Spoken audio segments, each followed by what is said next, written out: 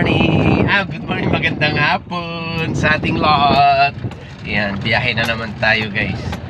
Ayan, mabutit medyo pag Sabado at Linggo makapagpahinga ako kasi syempre nandyan yung aking anak na nagda-drive. O, di ba? Siya yung driver ko pag Sabado at Linggo. Ayan, pero nag-ingat lang siya syempre. Bata pa. Pero nandito naman ako nakaalalay sa kanya. Ayan.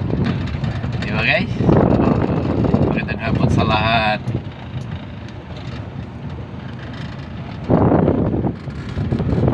Haha. Biyahe pag may time. Yan, dito lang po tayo sa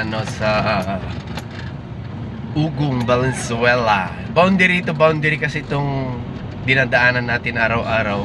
Ugong, Valenzuela at saka Quezon City. Sige, Quezon City at saka Caloocan yan.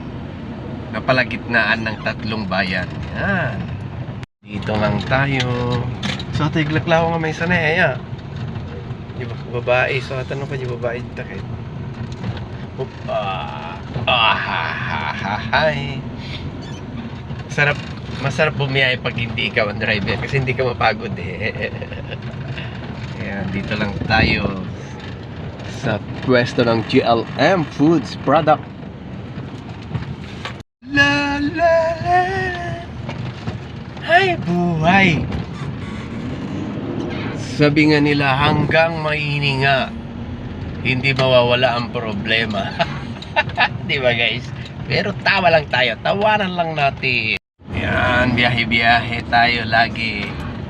Alam nyo, maalala ko nung August 1, di ba?